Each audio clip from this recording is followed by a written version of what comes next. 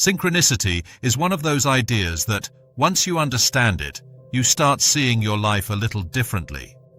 Not because the world suddenly becomes magical or absurd, but because you begin to notice a subtle choreography between your inner world and outer events, a kind of quiet conversation that reality seems to have with you.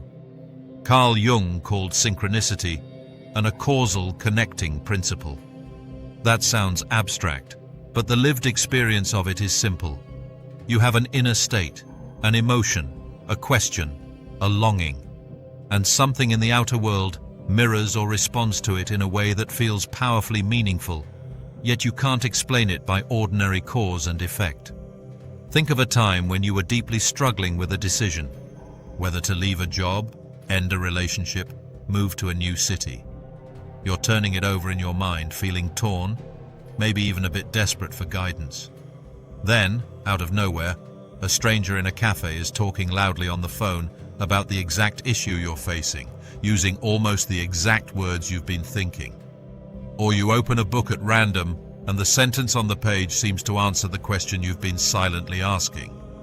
Or, at the precise moment you decide, I can't do this anymore, the person you've been thinking of for months suddenly reaches out after years of silence. From the outside, these are coincidences. From the inside, they feel like messages. Jung's point wasn't that there's some puppet master pulling strings, or that every little coincidence is a cosmic sign meant just for you. He was more nuanced. He suggested that sometimes when our inner life is highly charged, when unconscious material is close to the surface, events arrange themselves in a pattern that reflects that inner state. The link between the inner and outer isn't mechanical. It's not that your thought causes the event. Instead, they are connected by meaning. Now, you don't have to believe in anything mystical to explore this idea. You can treat synchronicity as a psychological phenomenon, as a way of noticing how your mind organizes reality around meaning. Or you can treat it as a spiritual phenomenon, a hint that reality is more interconnected than we usually assume. Either way, the real power of synchronicity is in how we respond to it, how we apply it to our everyday lives. Let's start there. What does it actually do for us? First, synchronicity invites us to pay attention. Most of us move through our days on autopilot, routine, habit, distraction. We're scrolling, rushing, multitasking, and our perception narrows to what we expect to see. Synchronicity cuts through that. A striking coincidence grabs your attention. You pause. You ask, what are the odds? And in that pause, something important happens. You turn inward. You check your own feelings, your current questions, your quiet anxieties and hopes. This is the first way synchronicity is useful. It can act like a psychological highlighter. It puts a yellow marker over something in your life that needs your awareness. The outer world says, look, but what it's actually asking you to look at is inside. Your own soul, your own situation. For example, imagine you've been ignoring your exhaustion. You keep pushing, overcommitting, pretending you're fine. One day, you're thinking, maybe I really need to slow down. And you walk past a billboard that says, in giant letters, if you don't stop, your body will. In isolation, it's just an ad. But in the context of your private thought, it hits differently. It feels like the world is underlining your inner message. Whether or not you call that synchronicity, the effect is the same. It arrests your attention and invites you to take your own needs seriously. The second way synchronicity can help us is by reconnecting us with meaning in a world that often feels random, mechanical, or purely material. We live in a time where so much is measured, optimized, systematized. Algorithms predict what we'll click on. Data tells companies who we are. There's value in that, but it can also make life feel flat, like we're just collections of behaviors responding to stimuli. A powerful coincidence, a deeply felt synchronicity. can pierce that sense of flatness. It can make you feel, even briefly, that your life is part of a story, not just a chain of random events. Something in the pattern says, your experience matters enough to be reflected by the world around you. That feeling of being spoken to by life can be profoundly healing, especially during periods of grief, confusion, or transition. But here, we need a mature approach. Synchronicity isn't about turning your life into a scavenger hunt for signs.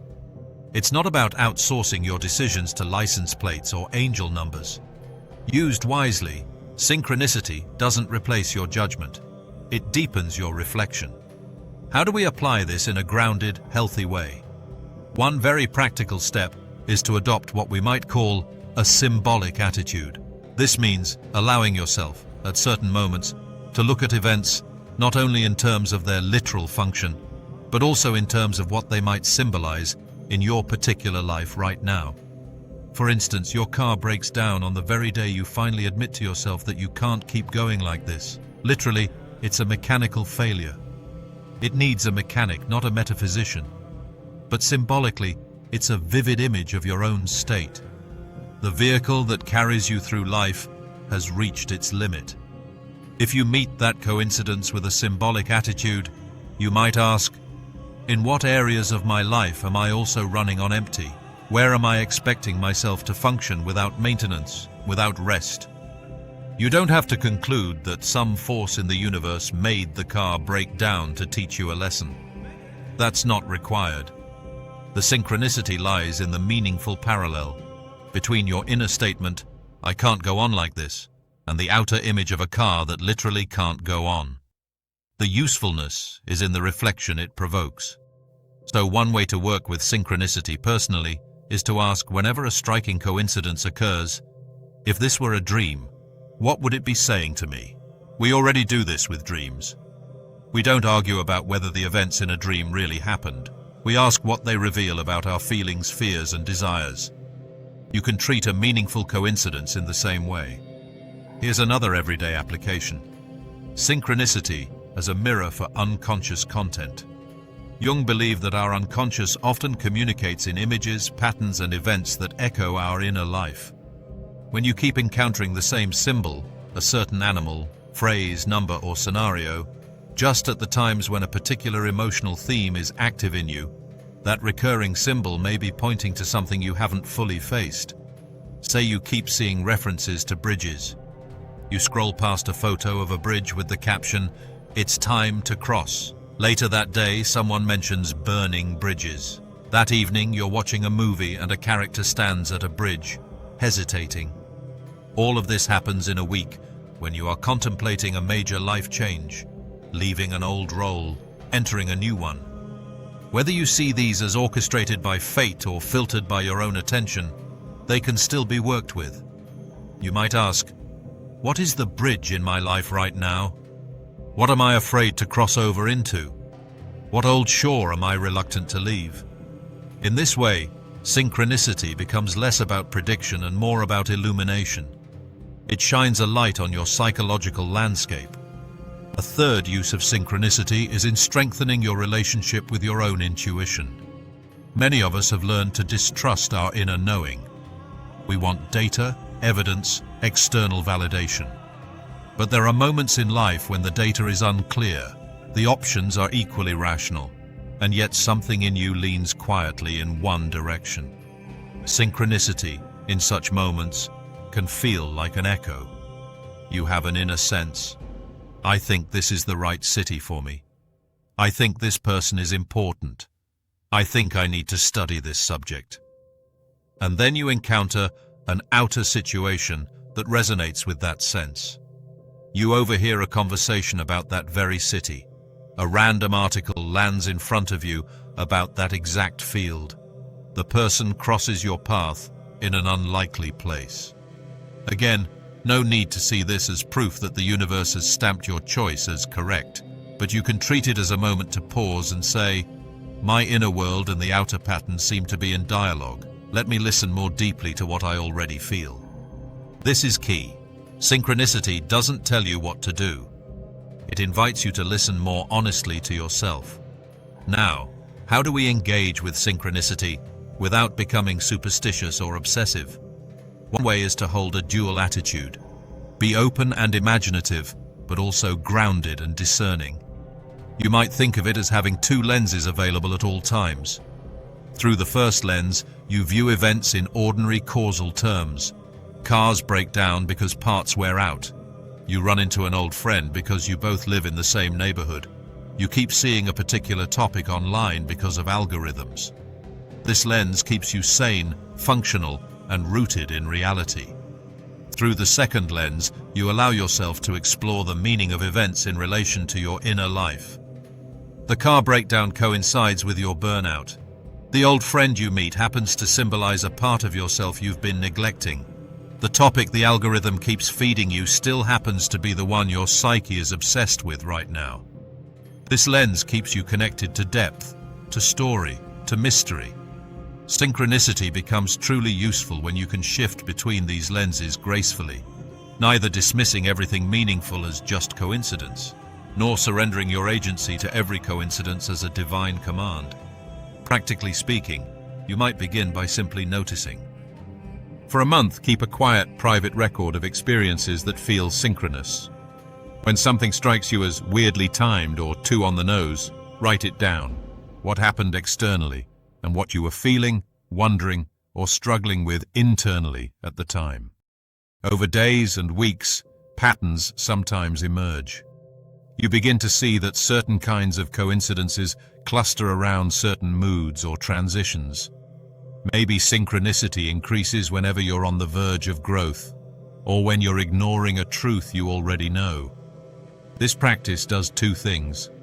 First, it trains your attention, not in a paranoid or magical way, but in a curious, reflective way. Second, it externalizes your inner journey. Reading back over a month of meaningful coincidences, you often see your psychological process more clearly than you could feel it while living it.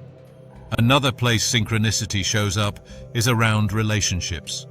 Many people have stories of meeting a partner or a close friend through what feels like an impossibly delicate chain of chance events. You decide at the last minute to go to a gathering you almost skipped. Someone else misses their train and ends up there unexpectedly. A mutual friend introduces you. That person ends up changing your life. It's easy to say, if I hadn't gone, we never would have met. But from the inside, it can feel like something wanted that meeting to happen. Once again, whether you interpret that as destiny or selective memory, there's still a practical invitation. Look at which encounters feel charged with meaning for you. Who keeps appearing in your life at key turning points? Who shows up in dreams and then, oddly, in waking life? Whose words seem to echo in your mind long after short conversations? Synchronicity here can be a way of tracking which relationships are archetypally important, meaning which ones carry themes larger than the individual people involved. Perhaps a certain mentor appears at exactly the moment you are struggling with authority. Perhaps you repeatedly encounter people who mirror your own disowned traits, your spontaneity, your anger, your creativity. When patterns like this stand out, they can guide you toward areas of growth.